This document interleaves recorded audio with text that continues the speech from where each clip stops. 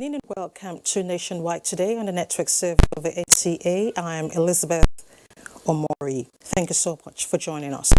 Report just reaching us says the Senate has passed the 2020 appropriation bill for second reading, referred it to the Committee on Appropriation. Details will come in our subsequent bulletin. Still on the Senate has received executive communication from President Muhammadu Buhari requesting legislative approval of 10.069 billion naira for Kogi State.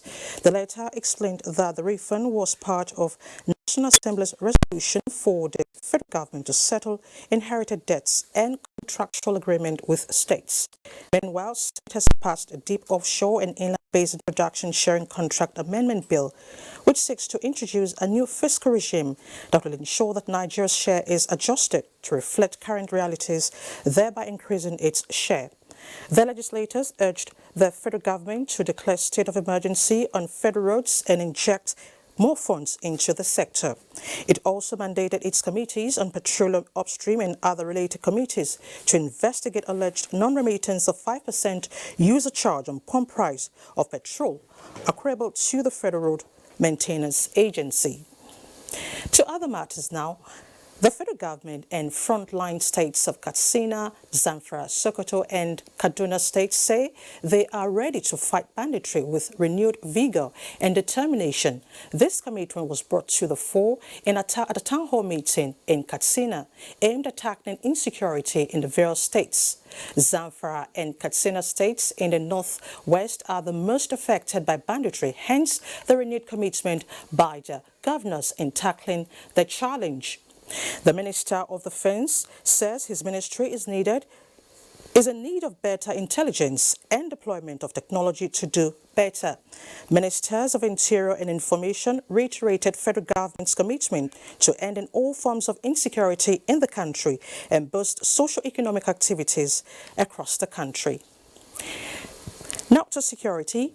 Governors of Sokoto, Kebbi, Zamfara states have reiterated commitment to work closely with traditional rulers and security agencies in the interest of curbing kidnapping and other security challenges. Dalhatu Abdullah reports that this came to the limelight at the town hall meeting organized by the Sultanate Council Sokoto in collaboration with the Nigerian Union of Journalists, Sokoto State Council. Details will come in our subsequent bulletin. Now, Katsina State Police Command has closed down an illegal reformation center, rescued 67 inmates from the ages of 7 to 40 years in Daura, Katsina State.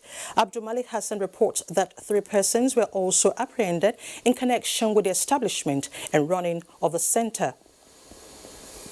The illegal center was established for the past 40 years by Malam Bello Abdullahi Al-Majirei, a 78-year-old man at Nasarawa Kota Sabangari in Daura. The center was said to have been functioning well when established until it was left under the care of his son, Umar Bello. Many of the victims from different parts of the country, shackled in chains, are now mentally retarded due to the conditions they were subjected to, while some of the Malams guarding them were alleged to have several sexual abuse with them. One of the victims shares his ordeal to NTA News. If you vomit, that's how you eat the food together with your vomit, and they will cane you. You have korokoro, they'll give you ibuprofen. When you take ibuprofen, they will flog you again. Why do you have korokoro in your body?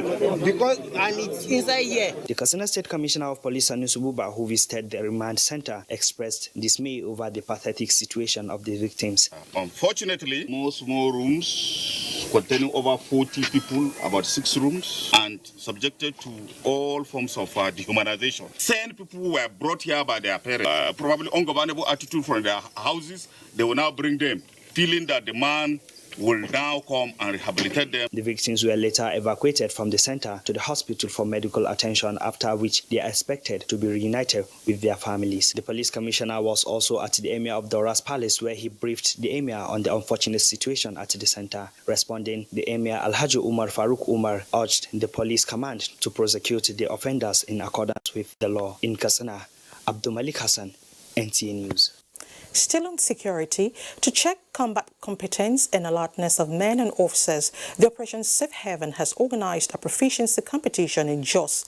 Renred Sylvanus Lord reports that participants were drawn from various OPSH units and forward operation bases.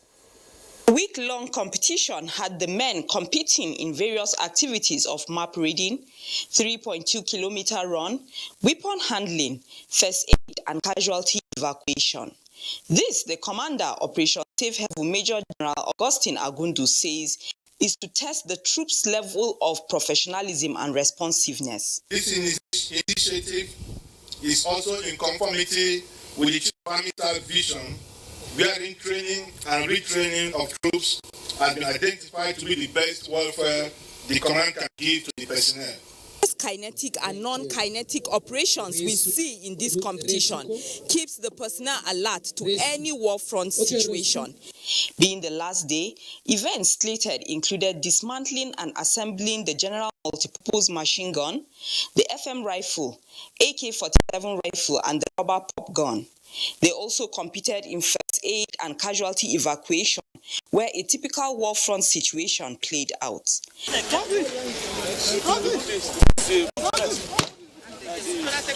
The Red Cross also did a demonstration of how to correctly assist victims in an emergency. 14 teams and over 20 women participated in the competitions. In Jos, Rinred Silvanus Lot, NTA News. We now move to crime prevention. The desire of the Buhari administration to fight corruption to a halt will soon be achieved. The assurance was given at a workshop on capitalization and good practices experience sharing on promoting regular migration and fighting against corruption at West African borders. Adebayo Brooks Sunday reports. There is no doubt that corruption at the borders has impacted negatively on the development of most developing countries, as it serves as a support for trafficking illicit drugs, weapons and other contrabands, which also puts travelers in a state of insecurity. Anti-corruption agents from the West African sub-region are in Abuja to deliberate on how to end this practice that has favored smugglers and opened territories to illegal migrants. We must therefore continue to intensify this action of our states. If we stop criminals from crossing Niger, we're helping Niger. If Niger stop criminals from coming to us, Niger is helping. So it is of regional benefit. Key players say the partial border closure does not negate the United Nations Treaty on Freedom of Movement. Collaboration and intelligence sharing between law enforcement agencies is very key, because the world has become a global village. Most of these crimes we investigate and prosecute are cross-border. You know, the world has become borderless. What has happened is to make sure that the porous borders are checked, to make sure that people enter through the official channels, and that the people who are entering have the official documents. When you have different actors working together, you encourage safe and orderly migration. Promotion of good governance, integrity, accountability and transparency are other focus of the meeting. Adebola Brookslyn Sunday, NTA News. You're watching Nationwide on NTA. Time now to join Dotun in Lagos for more reports. Hello, Dotun. Thank you, Elizabeth, and welcome to Lagos. Lagos State Governor Babajide Sanwo-Olu has instructed 8 engineering firms to begin rehabilitation on various dilapidated roads and highways across the state. Jesuton Moses reports that the governor disclosed this after a meeting with some of the construction companies. The anger of Lagos residents have been blazing against the government as a result of the conditions of roads across the nation's economic center.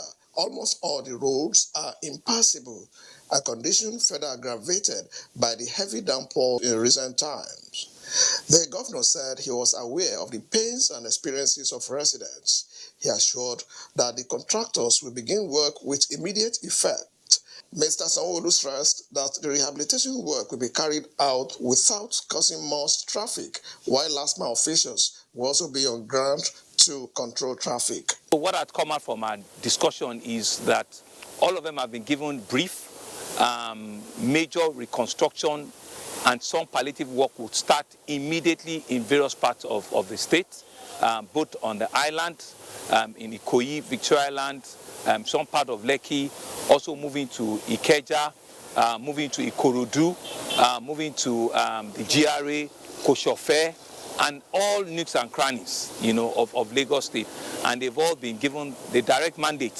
While the contractors will focus on major roads, the Lagos State Public Works Corporation will also be carrying out repair works on 116 inner city roads in Lagos. Jesuton, Moses, NTA News.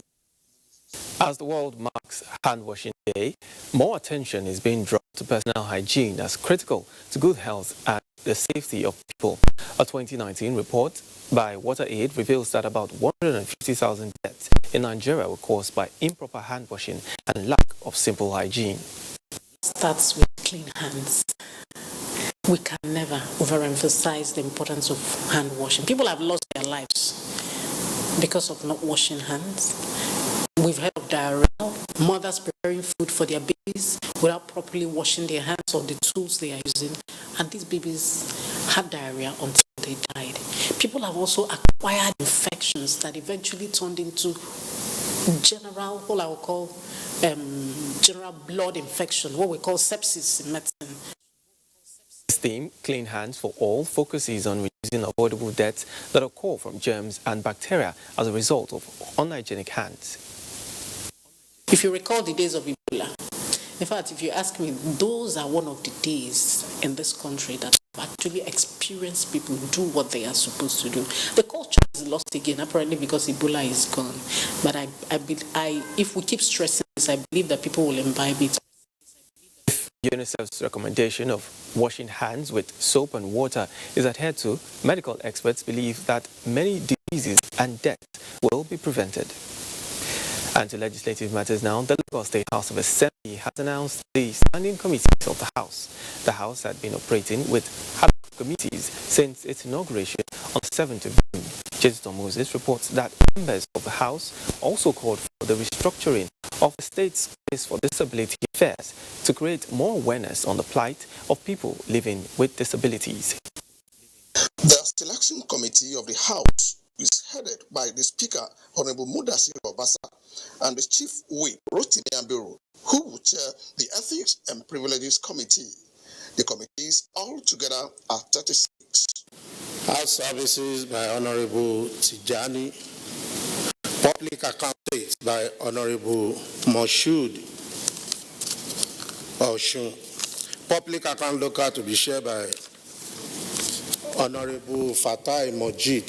The House also in another development called on the Governor to embark on an awareness campaign on the significance of white canes used by the blind. The motion moved by Honorable Rotimi Abiru suggested that the Ministry of Information and Strategy should take the campaign on the plight of people with disabilities to the grassroots. The Ministry of Education to also include the education of the white cane in the curriculum of schools. The motion is aimed at ensuring the safety of people with visual impairment in the state.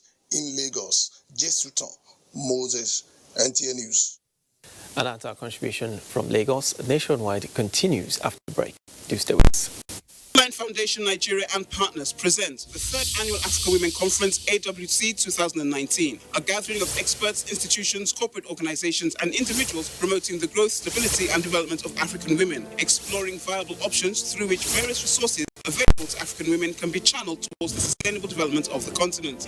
Expected participants include wives of African heads of government, female parliamentarians, public office holders, entrepreneurs, and sustainable development partners. Theme: building a coalition to end gender inequality in Africa. Date: 21st to 23rd November 2019. Venue: Kenzi Menara Palace, Marrakesh, Morocco. Chairperson of the occasion: Dr. Mrs. Aisha Muhammadu Buhari, First Lady, Federal Republic of Nigeria. For participation and inquiries, visit www.africa-womenconference.org or call +234 806 5388 424. AWC, building an Africa where every woman's potential is fully harnessed. Powered by Helpline Foundation Nigeria, Echo Africa Initiative New York, International Center for Diplomacy, Morocco.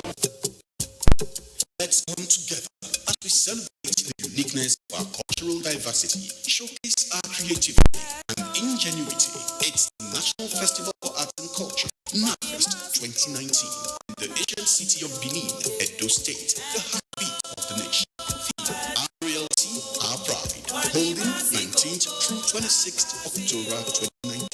Highlights will include drama, children poetry performance, essay writing competition, crafts competition, indigenous cuisine, traditional wrestling, indigenous fabrics and royal apparel, cultural quiz competition, board games, and lots more. Oh yes, it's the National Festival of Arts and Culture, NAFEST 2019, Edo State, Nigeria, holding 19th to 26th October 2019. We are celebrating our heritage. Otumba Olusegun Unshere, Director General, National Council for Arts and Culture, Anabusa. Projections and expected gains of the 2020 budget is the focus this week on NTA Tuesday Live. Tuesday Live at 10:30 p.m. promises to be incisive and educative. Don't miss it. History was made in Africa with the birth of the first television station, WNTV, in Ibadan, Nigeria, on October 31, 1959. I have great pleasure in formally launching Western Nigeria Television, first in Africa. Television in Africa clocked 60 this year. It's time to celebrate this remarkable achievement. Various activities are lined up. Photo exhibition, a colloquium, public presentation of broadcasting books, and a gala night. Be part of these events, powered by Foundation for Ibadan Television Anniversary Celebrations, FITAC, and supported by the Nigerian Television Authority, NTA.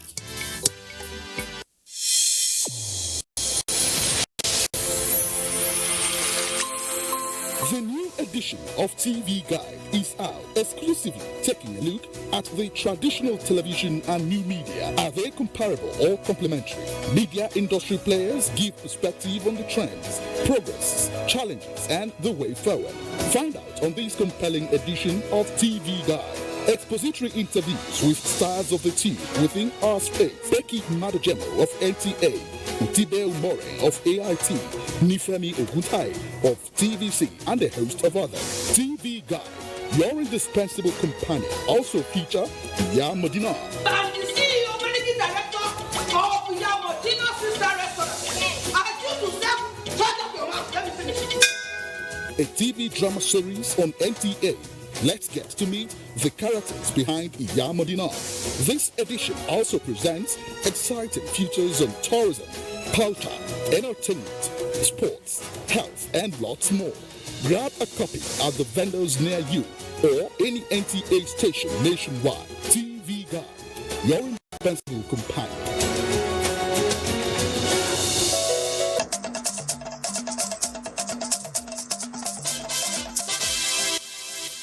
Thanks for staying with us. By the end of year 2019, 50 million children across the country all are expected to benefit from the federal government's homegrown school feeding program. Special advisor to the President on Social Investment is hopeful of this achievement, including a 1 million mark on beneficiaries of the conditional cash transfer scheme. This was on NC's Good Morning Nigeria on the topic Social Investment Program, a global model. Ekemini Williams has details. The Social Investments Program was initiated by the Buhari administration in 2016 to, among other objectives, reduce poverty and improve the living condition of the less privileged in the country. Interestingly, just from 17 states, these women that have been given 5,000 naira every month have been able to save 567 million naira. 18,000 of them have been able to take loans from the 567 million, and less than 1 million have defaulted. Guests on Good Morning Nigeria say the scheme is making serious impact among the populace. And they have a lot of good facilities, despite the fact that some of them are being found in the remote areas. And they try as much as they can to send people to those places, not just because you're being employed and you just decide it's a government job, I don't go to work. No, they go to work, they attend to people. The immunization services has actually increased. The nutrition status is also improving. Senior Special Assistant to the President on Public Affairs applauds government's partnership with civil societies to monitor and evaluate implementation of the schemes. out of 526,000 beneficiaries, approximately 2,500 were found to be taking the stipend and not participating the way that they should be. I think that speaks to the efficiency and strength of the monitoring and evaluation mechanism that we've built into the program. And I think that comes as a result of the partnerships that the federal government has intentionally taken. I think all of these partnerships have created the conditions for the kinds of monitoring and evaluation that will ensure that those stories that we hear that are not positive are not sustainable and we don't see recurrences. One of the things that we must do as government, as private sector, as civil society, as academia, is we must measure our impact more. We've got to ask ourselves, what is the outcome of every naira we invest? The guests, however, advised governments to include the private sector and institutionalize the social investments program to realize the target of removing 100 million people out of poverty. In Abuja, Ekemini Williams, NTA News.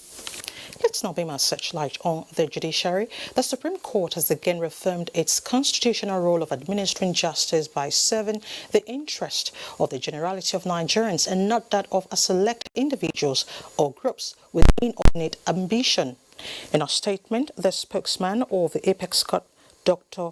Akonde Festa, says as soon as it constitutes the Presidential Appeal Panel to entertain the appeal of the PDP and its candidate, it will be made known to members of the public since the court is not a secret society. The Apex Court further acknowledges the outright falsehood being peddled by the Coalition of United Political Parties, an organization with the sole intention of turning itself to an alternative Supreme Court of Nigeria. The Apex Court of the land condemns in strong terms the drama of the absurd being exhibited by the association on pending appeal before the court. It cautions that sensitive issue like presidential election appeal should not be taken to the altar of frivolous drama. Let's now talk mining. Contributions from the solid mineral sector to the Nigerian economy is still less than 1%, despite huge investment by government, and all members of the mining family are worried by this. But what are the factors responsible for this? Mia Ogede was at the 4th annual Nigerian Mining Week holding in Abuja and tells us solutions reached. Sitting on 44 proven solid mineral resources, some consider Nigeria as global haven of mineral resources, but very little, I mean little, contributing to the GDP. While we contribute less than 1% now, about 0.05, we want to be able to contribute about 5% of the GDP to Nigeria from mining and steel. Federal government in 2015 decided to build this sector brick by brick with initial presidential intervention fund of 30 billion naira. 15 billion naira again for the mineral integration program. With these interventions, the cranes are now going deep to the ground for exploration, but finances from the sector are nosediving from 3.5 billion naira in 2017 to 1.5 billion in the first quarter of 2019. The under-declaration of mining products in various states and other unwholesome activities of operators affect the revenue drive of the solid minerals. Industry players admit there are obstacles. So, seated in this hall are some of the finest in the solid minerals sector from within and outside the country at the 4th annual Nigeria Mining Week, and the discourse is centered on lifting the roadblocks. The operation is under the yoke of ambiguity in our legal system, which puts the ownership of land surface in the purview of state governments and the minerals under it in the control of federal authorities. This delay has resulted into multiple control and taxation on the mining industry and its operators. A ball played to the doorsteps of the government. Security of tenure, security of operations and all that. So these are some of the roadblocks that we're working on and that we can take care of. Discuss with them and see how we can give special tax incentives for our investors that are ready to invest in attractive industry, such as mining. One thing is certain. There are roadblocks, and both parties, that is the government and the stakeholders, have brought issues. So the think tank of this signature gathering will do the paperwork as a guide for more productive sector. Mie Ogidi, NT News. To the environment now, reinforcement of environmental impact assessment on all categories of construction projects and commitment to ensuring completion of more than 25 million trees plantation programs are among the priorities of the Federal Ministry of Environment. This, the Minister of Environment, Mohammed Mahmoud Abubakar, at a meeting with the House Committee on Environment, says will assist Nigeria to meet its international environmental regulations. National Assembly correspondent Abdullah Aminu reports. Construction activities, being the major environmental concern globally, are said to be affecting the entire ecosystem negatively. Nigeria is therefore moving to regulate the effects, and the Environment Minister, Mohammed Abubakar, is suggesting strong environmental policies of evaluating possible environmental consequences as a result of construction projects. We have to check and see the impact. Is it minimal enough that will allow the project?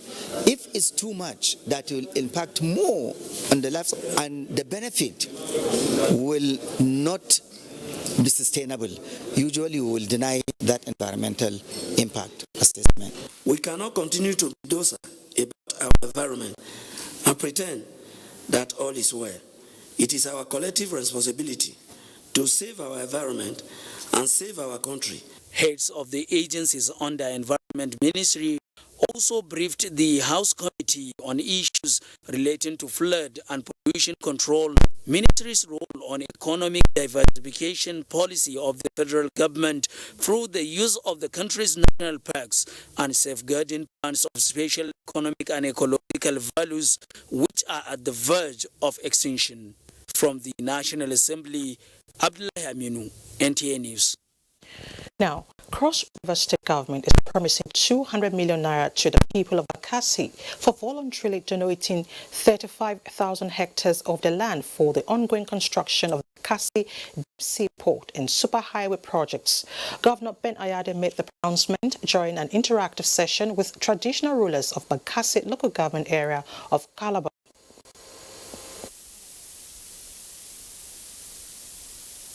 Due to the respect the Cross River State Government places on the original owners of the land, despite the land use decree, it decided to interact with the traditional rulers of Bakassi on acquisition of the land for the development of the Deep Sea Port project and part of the Superhighway. Governor Ben Ayade reiterated that the sum is not the true value of the land, but it is an appreciation for the good gesture of the people in spite of the hardship they have experienced. Therefore, we look on to President Buhari to grant, as a matter of national urgency, a special sovereign guarantee to support us as we move to the full business case, as we commence the process of getting a core concessionaire who will start the investment on the development of this port. Head of the delegation and chairman, Cross River State Traditional Rulers Council, His Royal Majesty Etimekonadet, who decried the pains of the Bakassi people, emphasized that as a peace and development-loving people, they offer their land free of charge, while appealing to the federal government to sign the sovereign guarantee of the Deep Sea Port project. This is a project, very serious one, that will not only be enjoyed by cross-Riverians, Nigerians, but the entire African nations. And therefore, money is not the issue as far as we are concerned. The state government and the traditional rulers also applauded the federal government for recently giving approval of the outline business case for the Deep Sea Port project. In Calabar, Paul Abel, NTA News. Let's sports from here now as we join Dibabari Sedoma in our Port Harcourt studio for more reports on Nationwide. Hello, Dibabari. Elizabeth, and welcome to Port Harcourt. Rivers State Governor Nyesom Wike has inaugurated the task force on the recovery of government property in the possession of unauthorized persons. This will include land and other tangible assets of government. Reports that the task force is headed by the head of service, Rivers State. years, individuals and retired civil servants have illegally occupied government quarters, converting them to their personal property. A worrisome discovery is that many retired civil servants have refused to vacate official quarters to enable the government allocate the houses to qualified civil servants in service. Another major concern raised by the governor is that many of the illegal occupants have sold some of the property. Others falsified documents to enable them lay claim to the ownership of the property. Governor Wike expressed displeasure over the development, charging the task force to ensure that all government property illegally occupied and in the possession of unauthorized persons should be recovered. How can someone have a CO4 of a block of flat? How is it possible? What about the land itself? CO4 is given because you occupy a land. It's not given because you're living in a flat. You can imagine what is going on in our state. So we will not allow that. Chairman of the task force, Rufus Godwins, thanked the governor for finding them fit to carry out the assignment. The task force is to commence operations immediately. In Port Harcourt, Oge Dinyekwe, NTA News. The River State House of Assembly has restated its commitment to ensuring peace between host communities and investors in the state. This follows a peaceful protest to the State Assembly by the host communities on alleged marginalization by an oil company. Representatives of the host communities of Obumezi, Obele and Shuboko and others in Ahoda East Council area embarked on a peaceful protest to the State Assembly on alleged neglect by an oil company in the area. The protesters, while demanding justice, called on the state and federal governments to intervene so that the area can experience infrastructural development. How can a company be operating without rules of engagement? There is no agreement between you and those who own the land. That they are claiming that they are seeing us known. Even the people that are supporting them, they just put confusion for village. Secretary, Niger Delta Petroleum Resources Community Development Trust Fund, Patrick Ekong, said the company has operated within the dictates of the Memorandum of Understanding reached with the host communities. Actually taking steps to discuss with these people to the point of we are going to renew. Chairman ad hoc committee set up to investigate the matter, Major Jack, promised to give fair hearing and ensure that justice prevails. The representatives that they sent are not the principal officers of the companies. So we asked them to go and ask the principal officers to come because there are very salient questions to be asked to these principal officers. The company has operated in the area for 13 years. Safe driving and roadworthiness of vehicles are pivotal in checkmating road crashes on the nation's highways during Ember months. This was the central message during the flag-off of Ember Month campaign by the Vehicle Inspection Unit of the Traffic Management and Regulatory Agency, Calabar Division. Ostina Etim has details. 2019 Ember Month campaign on the theme Arrive Alive focuses on the reorientation and education of road users on the need to ensure injury-free Ember Months. Chairman, Cross River State House of Assembly Committee on Transportation and Marine Services, Mr. Ogbo says achieving road safety during the Ember Months is majorly the task of road users. With tricycles becoming the major means of transportation in Cross River State, stop signs for tricycles were marked as strategic bus stops and roundabouts in the city of Calabar, while an information and communication technology center, automated riders' permits were also inaugurated to ensure safety on the road. These markings are not human beings. They are not living things. If there's nobody here and you mark your day, they will not cry. They will not shout. But your conscience shall cry for you. You need to arrive alive by sharing the load properly with people, by driving defensively, by taking other road users as your brother's keepers. To also stem road accidents, the Vehicle Inspection Office trained mayors drawn from different strata of the society. The job of a vehicle inspection officer or a traffic officer entails safety. In Calabar, Justina Etam, NTA News. And as our beat from Port Harcourt is back to Elizabeth for the rest of the news. Good evening. Thank you so much, Dibabari. Let's talk women affairs. Female legal experts have converged on Abuja to fashion out ways of advocating for more women inclusiveness in all sectors. Hadiza Godwin-Ebuni reports. International Federation of Women Lawyers say at the moment, major economic and political power is largely in favor of the male gender. The female will be at the receiving end. This, according to them, is proven records that shows gender equality supports economic growth and national harmony. The ministry works with various stakeholders to implement various strategies to achieve its mandate, of which FIDA is one. We are bringing back our values, gender equality and parity. The Constitution offers equal opportunities, but why is it that we don't enjoy even basic constitutional requirements or provisions? We have legal clinics, and these legal clinics, they attend to issues pertaining to women and children, and most especially the indigent women in our society. FIDA says to this end, they have restated a new resolve to the advocacy for not just gender equality, but rights of the girl child in education, good health care, and the socio-economic improvement of women. We need political will, and beyond political will, the economic will to make things work for women. When government at all levels is able to address the issue of gender inequality, it will make for productivity and growth. Guests and organizers say all hands must be on deck for child molestation and especially sexual abuse on a child to assume a position where all victims are comfortable to break the silence of the crime against them.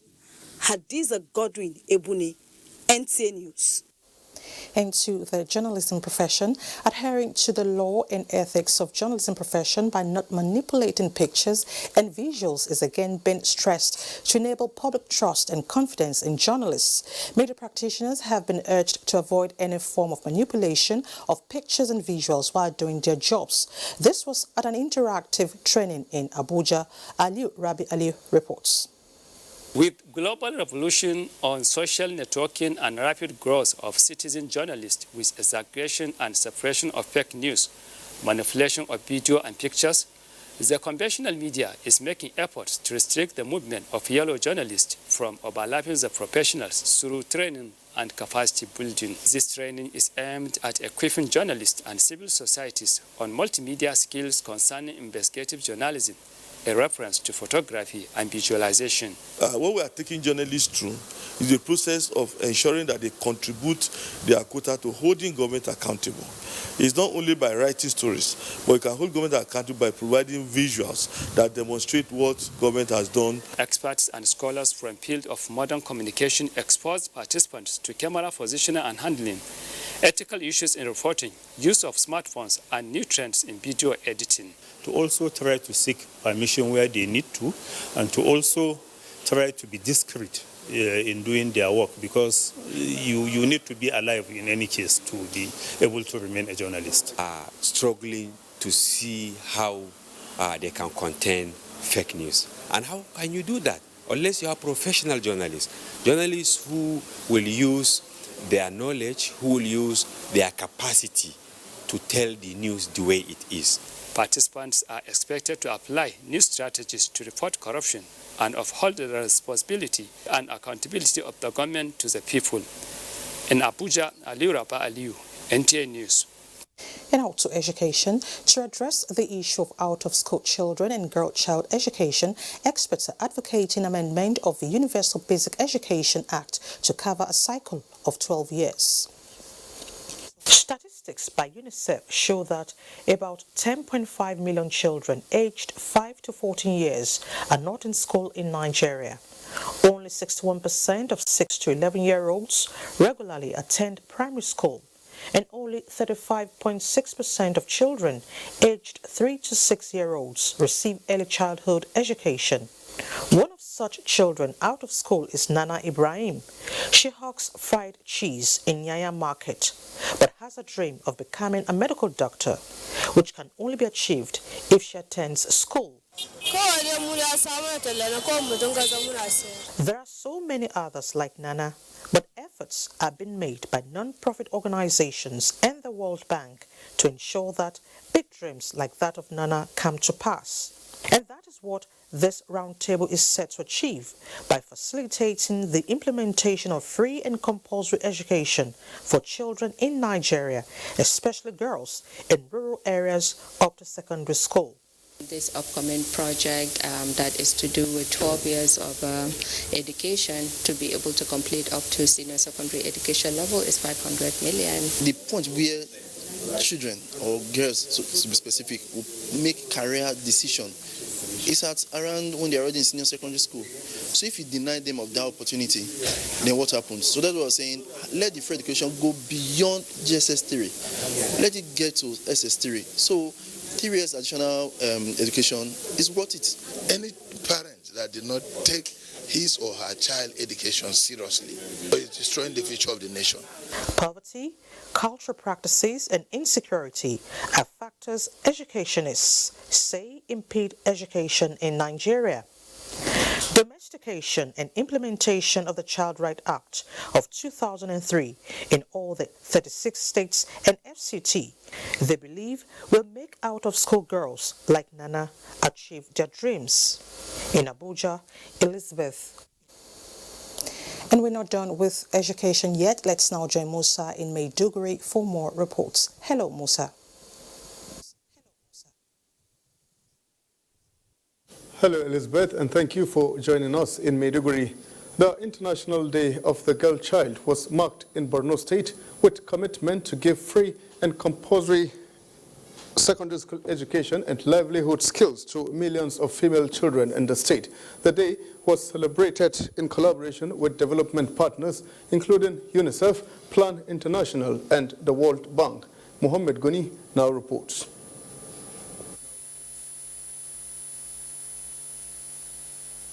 11 October annually has been declared by the United Nations as International Day of the Girl Child to create more opportunities for girls and increase awareness of issues facing girls such as education, malnutrition, forced child marriage, legal rights and medical rights, among others.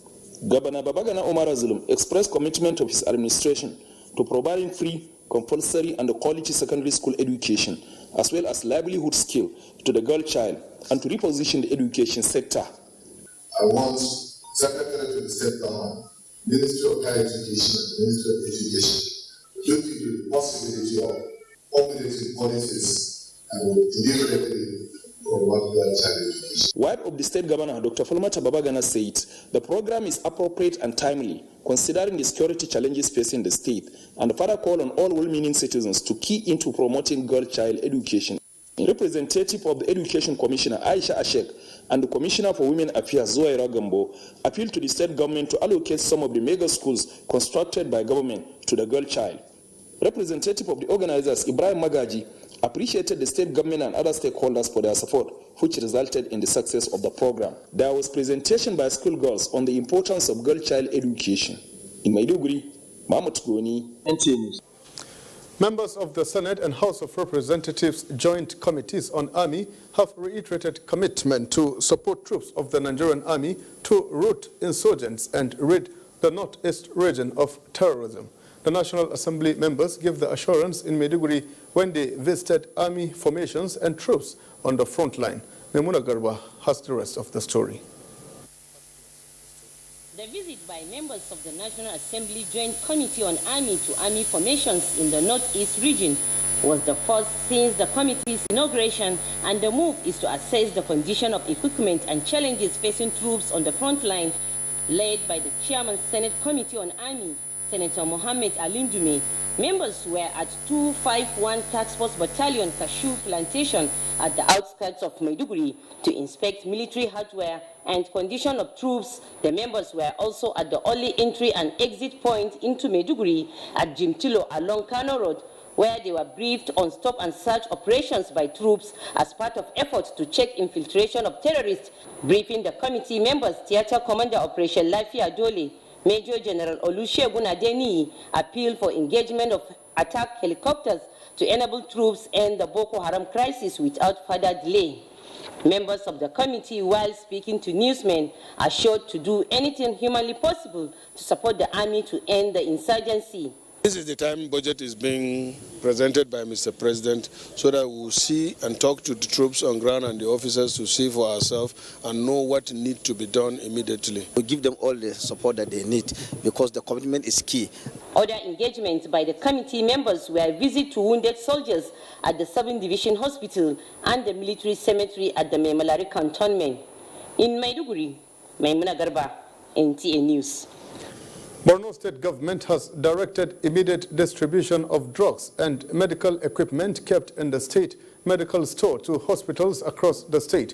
The state governor, Professor Babagana Umar Zulum, gave the directive when he visited the state main medical store to assess the condition of facilities. Muhammad Goni completes the rest of the story. Borno State government has in the last few years procured drugs and other medical facilities worth billions of naira to ensure quality healthcare delivery service across the state.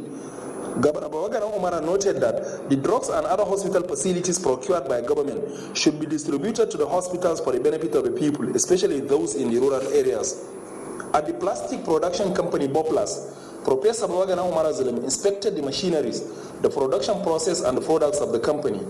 He assured commitment of government to fund the company with a view to creating employment opportunities for the teeming youth.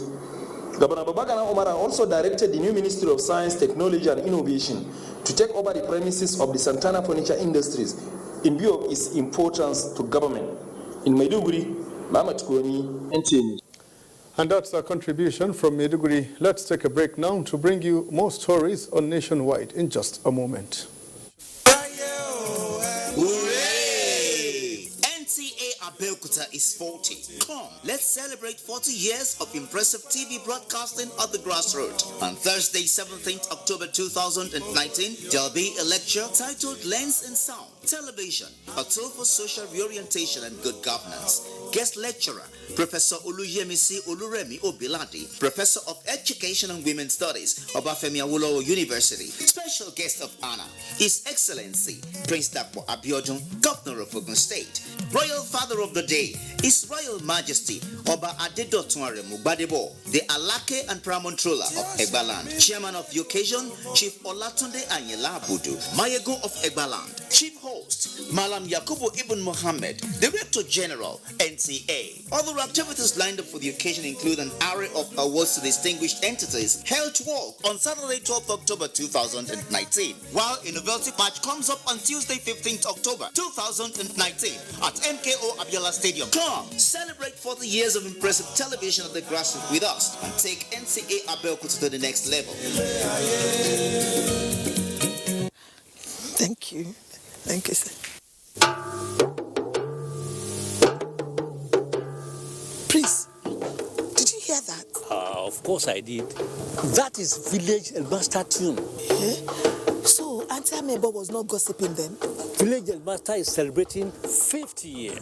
50? Already? Wait, you mean people have been watching Village Headmaster since 1968? How time flies. I have retired, but not tired. And 50 years now. So because of that, we won't get big party. New date, now 28th to 29th October 2019. And me, I'm a body invite you now, and my belly just is sweet. Because I don't say all those people they drink my party, then go come drink the tombo again. And me, radio jamebo, they call you now. They could not forget it.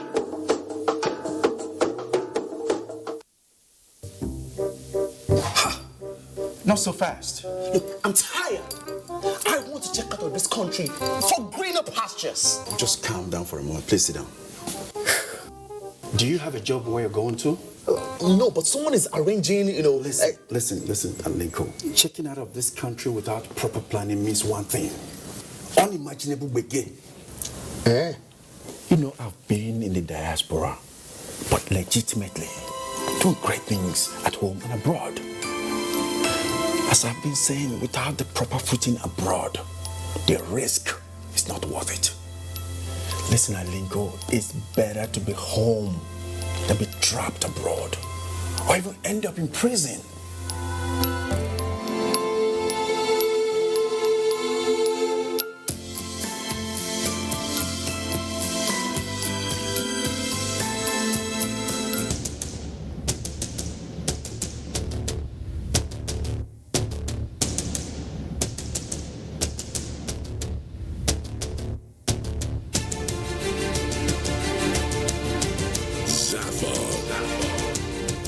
an award that has succeeded to pool a galaxy of stars from the north, south, east to the west, and central Africa, and also those that are domiciled beyond the shores of Africa under one roof.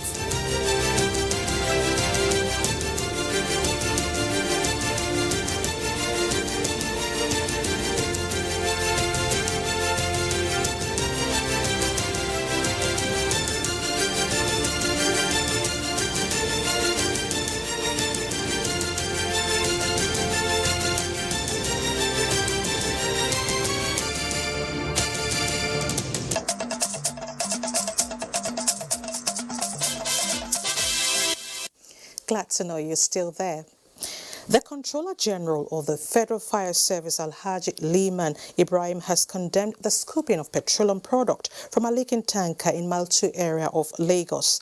In a statement by the FFS Public Relations Officer, the CG expressed worry on the risk being taken by such individuals, giving warning on possible explosion. The Controller General of the Fire Service has, however, directed the Zonal Office of the service in Lagos to mobilize to site and neutralize the spilled content to avoid any outbreak of fire disaster. To other matters now. You are what you eat is a saying that explains the significance of eating healthy and embracing a healthy lifestyle. To re-emphasize this, the Indian High Commission in Abuja organized a dinner where health experts brainstormed on the use of food as medicine to cure ailments. Glory Agbo reports. These health experts believe that an uncompromising adherence to health codes helps to drive out diseases. The father of jungle farming, Dr. Kada Valley, speaks on the use of 5 types of millets to heal ailments such as thyroid, obesity, arthritis, anemia, and many more. That if we analyzed the situation back in 1900, there was no diabetes, there was no cancer, there was no HIV. All these diseases were almost non-existent. There might have been 1 in crore, 1 in billion, like that. So the simple logic clearly told me that if the human race gets back to the ancient grains and just somehow manage to rejuvenate those old ancient grains and make them eat to this sick world, can we get back the health? People are tired of what is happening with the modern days agriculture and the industrial agriculture for that matter. And that is what we have in this country. And we have within the central zone and northern part of the country, we have the groundnut oil, but you have to process it the way we process it culturally. The extent of the medical qualities of these foods was elaborately discussed and questions asked on the accessibility of these grains in the open markets. Millets they're so good for the environment. They do not require any assistance from the human race. You just have to sow them, you have to reap them. That's it, as simple as that. And they consume the least amount of natural resources. And you can grow them all along the year. Dr. Valley advises Nigerian farmers to invest in and cultivate this millet as a practice to boost the economy and ensure food sufficiency in the country. In Abuja, Glory Agbo, NTA News. And now to sports. 2019-2020 Nigeria Professional Football League season set to kick off November 3. Details with Kene Imagudike on Sports Updates.